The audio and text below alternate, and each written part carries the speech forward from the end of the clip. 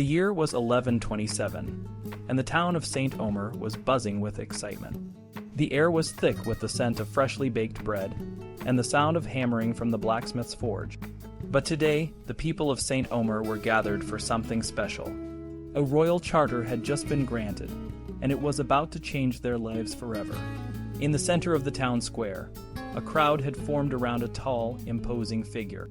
This was the royal representative, and he was about to read the charter aloud. The people leaned in, eager to hear the news. The representative cleared his throat and began to speak. By the grace of God, King of England, we hereby grant to the town of St. Omer and its guilds the right to conduct their business free from tolls and taxes. This charter recognizes the freedom and privileges of the local guilds, and we pledge to uphold these rights. The crowd erupted in cheers. For the merchants and artisans of St. Omer, this meant more than just a break from taxes.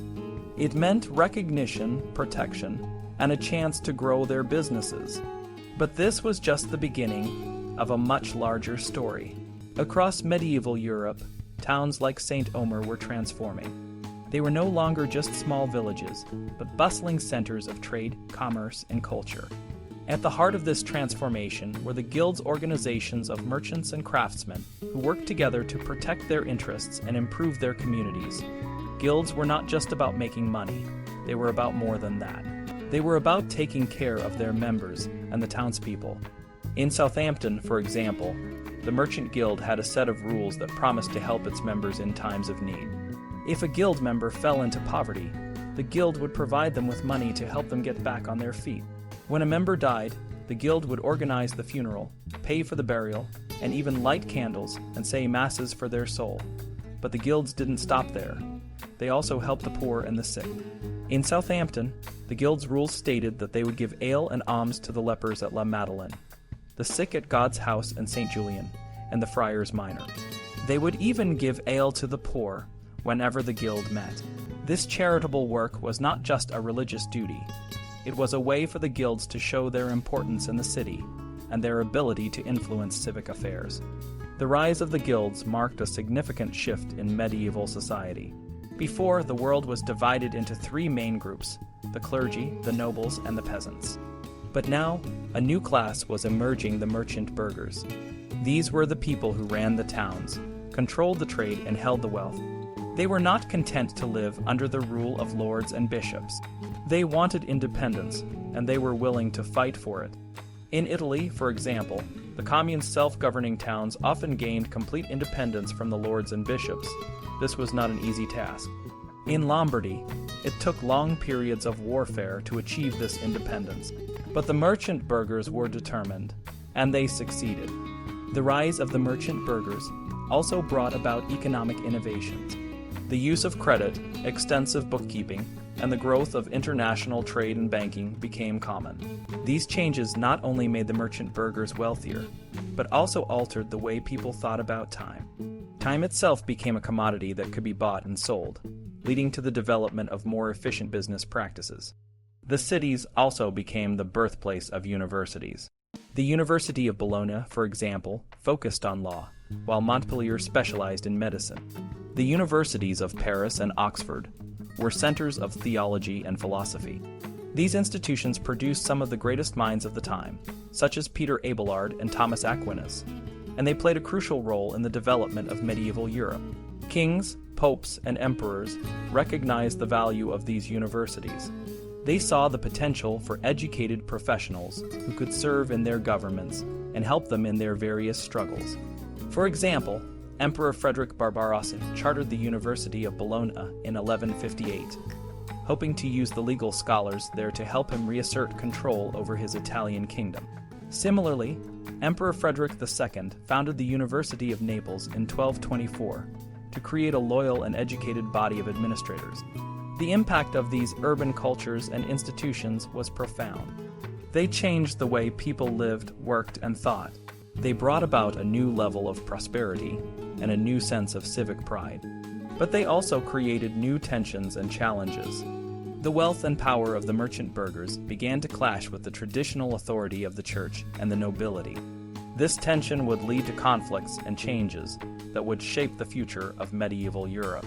As the people of St. Omer celebrated their new charter, little did they know that their town was part of a larger movement that was transforming the world. The rise of the cities and the guilds was just the beginning of a new era in history. Otto the Great, the powerful king of Germany, understood the importance of the church in his kingdom. He used this understanding to strengthen his own power and control. One way he did this was by appointing his brother, Bruno, as the Archbishop of Cologne. Bruno was not just a religious leader. He was also given a lot of political power. Otto granted Bruno the right to build fortresses, collect taxes, and even mint coin. This made Bruno a powerful figure who could help Otto keep other nobles in check, especially those who were becoming too powerful, like Conrad the Red, the Duke of Lotharingia. Bruno was well prepared for his role. He had received a top-notch education, which included religious and administrative training. He had even served as a royal chaplain, a position that was very important in Otto's administration. By appointing people like Bruno to key church positions, Otto ensured that these leaders were loyal to him. Unlike the lands given to the secular nobles, which could be passed down to their children, the lands given to church leaders were not inheritable.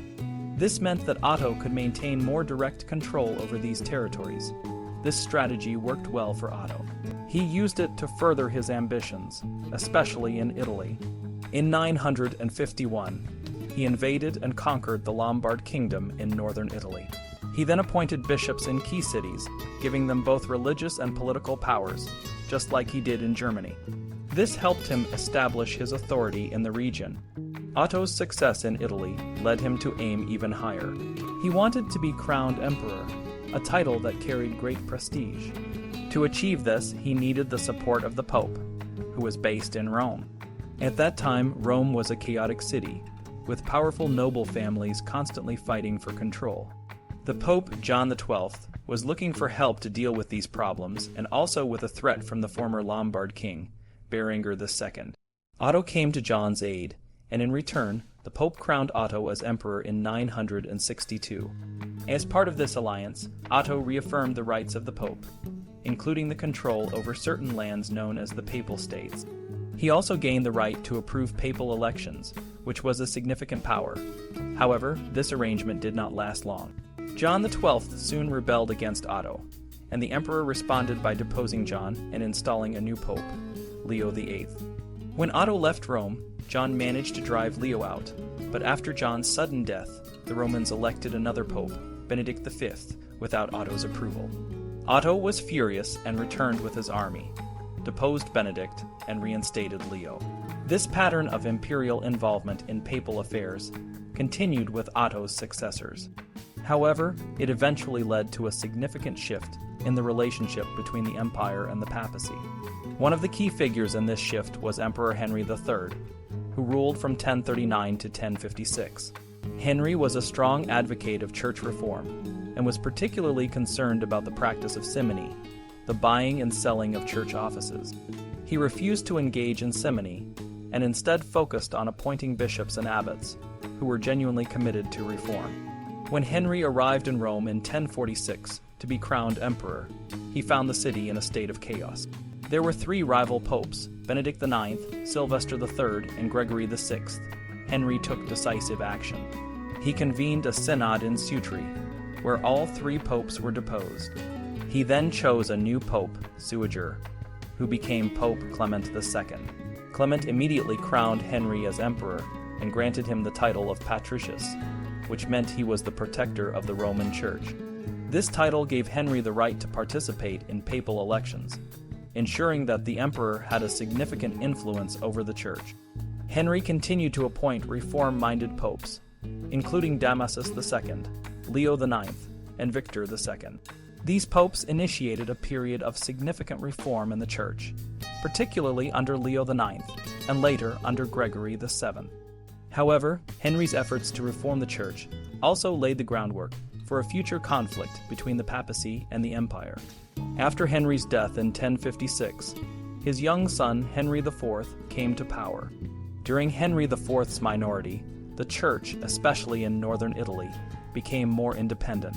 The new pope, Nicholas II, was elected without any input from the emperor, marking the beginning of a period of tension between the church and the state.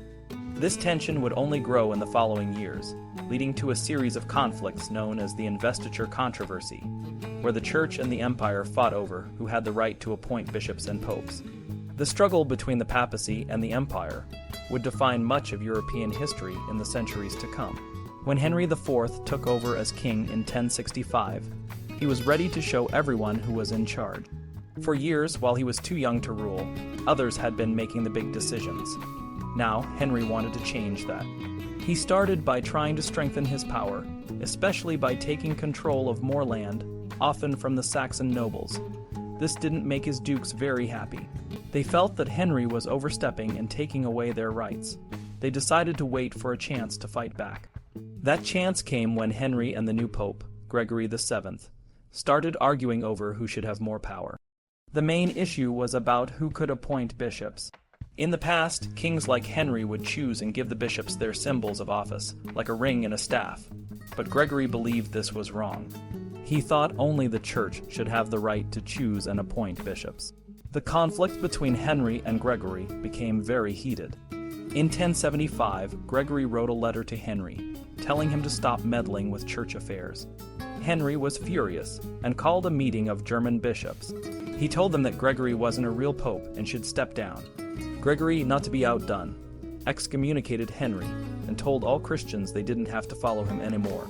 This was a big deal because it meant that Henry's power was weakened, and his dukes could openly rebel. Realizing he was in trouble, Henry did something very dramatic. In the winter of 1077, he traveled to Canisa, Italy, where Gregory was staying. Henry stood outside in the snow for 3 days, dressed in humble clothes, asking for forgiveness. Gregory had no choice but to forgive him and lift the excommunication. This helped Henry regain some of his power, but it also showed how much influence the Pope now had. However, Henry didn't stay humble for long. He continued to appoint bishops, which made Gregory angry again. In 1080, Gregory excommunicated Henry a second time. This time, Henry fought back harder. He found his own pope, Clement III, and even entered Rome to have him crowned. Gregory died a few years later, feeling defeated and abandoned. The struggle didn't end there. Henry's son, Henry V, took over and faced similar issues. He, too, fought with the Pope over who could appoint bishops. In 1111, they thought they had a deal, but it fell apart when the German bishops got angry about losing their lands. Henry ended up arresting the Pope, Paschal II, and forcing him to agree to Henry's demands. Henry V also had to deal with the death of Mathilda, Countess of Tuscany, who left him a lot of land in Italy. To win support, he gave privileges to Italian cities, which made them stronger and more independent. He also named his own pope, Gregory VIII, which led to more conflicts. Finally, in 1122, the emperor and the pope agreed on the Concordat of Worms. The emperor agreed not to give bishops their rings and staffs, and the church agreed that bishops could be elected in the emperor's presence. This compromise helped reduce the tension, but it didn't solve all the problems. The German princes and bishops still wanted more power for themselves. After Henry V, the next emperors, Lothar III and Conrad III, were chosen because they were less threatening. They were expected to share power more with the princes.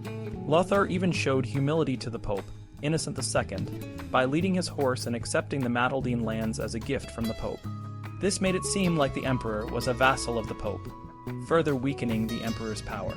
The conflict between the emperor and the Pope had long-lasting effects. It changed the balance of power in Europe and made the Church a strong force in politics. The emperors were no longer as powerful as they once were, and the cities and princes gained more independence. In the early 1150s, a new emperor named Frederick I Barbarossa took the throne. Unlike his predecessors, Frederick was determined to expand his empire and his authority, especially in Italy. When he became emperor, Germany was facing troubles with dukes who were causing problems. Frederick thought it would be easier to secure his power in the south and Italy, before dealing with the issues in Germany. At the start of his reign, Frederick tried to make peace with the Pope. He signed a treaty with Pope Eugenius III in 1153, promising to protect the papacy and not make deals with enemies like the Normans or the Byzantines. In return, the Pope would help Frederick strengthen his power in Germany and Italy. When Frederick was crowned emperor in 1155, he showed his commitment to the papacy by putting down a rebellion in Rome led by a man named Arnold of Brescia, who opposed the church's wealth and power. However, the good relationship between Frederick and the Pope didn't last long. In 1157, during a meeting in Besançon, two papal legates told Frederick that the empire was a benefice from the Pope. This word could mean either a favor or a fief, which is a piece of land given in exchange for service. The German princes and bishops were furious, thinking the Pope claimed to be Frederick's feudal lord. Frederick, who believed his power came directly from God, was also upset. Pope had to apologize and clarify that he meant the empire was a favor, not a fief. By 1158, the Pope, now Adrian IV, had made alliances with Frederick's enemies, breaking the treaty. This made Frederick suspicious and more determined to assert his authority in Italy. He began his first campaign in 1154, trying to bring Italian cities under his control. Milan, one of the most powerful cities, refused to cooperate, and Frederick placed it under imperial ban. However, he didn't have a large enough army to enforce his decision, so he focused on reaching Rome for his coronation. In 1158, Frederick returned to Italy with a larger army and laid siege to Milan. After capturing the city, he demanded loyalty oaths from the citizens and required that communal officials be confirmed by him. He then held a meeting at Roncaglia to reassess imperial rights in Italy.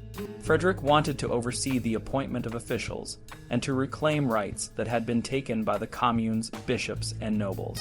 These rights included things like collecting taxes, minting coins, and building palaces. Frederick's actions increased imperial control and brought in much-needed funds, but they also angered the Italian cities.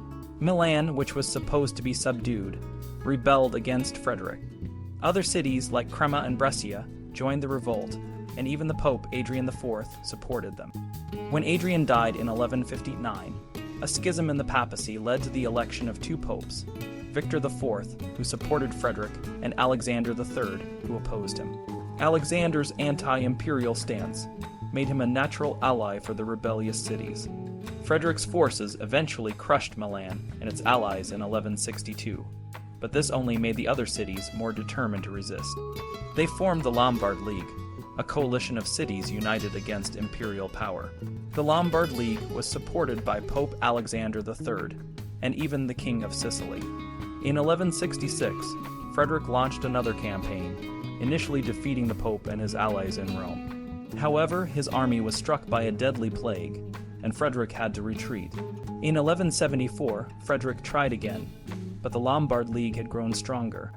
Milan had been rebuilt, and a new city called Alessandria, named after the Pope, had been fortified. Frederick's army was defeated at the Battle of Legnano in 1176. The Peace of Constance in 1183 ended the conflict, with Frederick conceding many of his earlier gains. The communes were allowed to hold free elections and retain their rights, but Frederick kept his overlordship and the right to invest the communes with certain privileges. Despite his defeats, Frederick left behind a powerful empire that included Germany, Burgundy, and parts of Italy. His actions set a pattern for future emperors, who continued to involve themselves in Italian politics. Years later, Frederick's grandson, Frederick II, would face similar challenges. Raised under the guardianship of Pope Innocent III, Frederick II initially had a good relationship with the papacy. However, conflicts arose when Frederick failed to go on a crusade as promised, and began consolidating his power in Sicily and Italy. The Pope, Gregory IX, excommunicated Frederick for breaking his crusade vow. Frederick still went on the crusade and successfully negotiated the return of Jerusalem, but his actions only increased the Pope's fear of his growing power. When Frederick returned to Italy, he defeated a papal army and forced Gregory to make peace. The conflict between the emperor and the Pope, as well as the Italian communes, continued to shape the political landscape of the time. Frederick II's reign marked the last major conflict between the empire and the papacy during this period, leaving a lasting impact on the balance of power in Europe. The story of the struggle between the empire and the papacy in the Middle Ages is a tale of power, reform, and the shaping of a new Europe. From the early days of reform under Emperor Henry III to the dramatic conflicts of Frederick II and Pope Innocent IV, The relationship between these two forces evolved from a partnership to bitter rivalry. This rivalry not only changed the political landscape, but also deeply influenced the spiritual life of medieval Europe. In the beginning, the empire and the papacy worked together to clean up the church. They aimed to stop practices like priests having wives and mistresses, and the buying and selling of church positions. The emperor and the pope saw eye to eye on these issues, and for a time they were successful. However, as the reform movement gained momentum, the papacy began to see itself as more than just a spiritual guide. It started to act like a powerful ruler, with the pope taking on roles that were traditionally reserved for kings. This shift was most evident under Pope Innocent III, who ruled from 1198 to 1216. Innocent III was a master at using the power of the church to influence politics. He called for crusades, made alliances, and even deposed kings. His actions set the stage for a new kind of papacy, one that was not just a spiritual leader, but a political force to be reckoned with. The rise of this powerful papacy did not go unnoticed. Many people, including emperors like Frederick II, began to question whether the church had strayed from its original mission. They argued that the apostles, the first leaders of the church, lived simple lives focused on spiritual matters, not on wealth and power.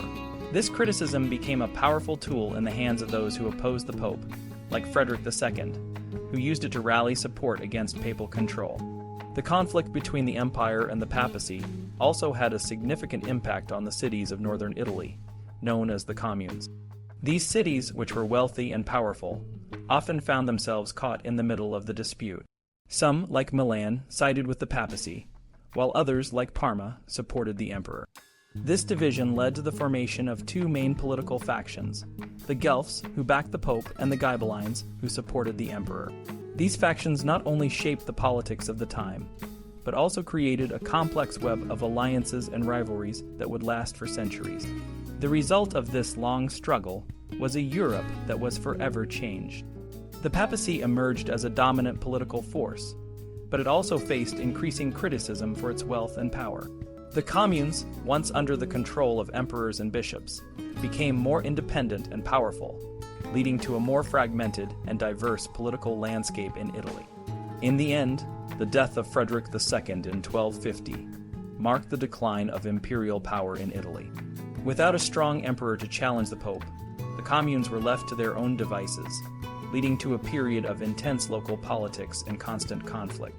This environment, with its mix of religious and political tensions, provided fertile ground for new movements and ideas, including those of the Order of Apostles, who sought to return to a simpler, more spiritual form of Christianity.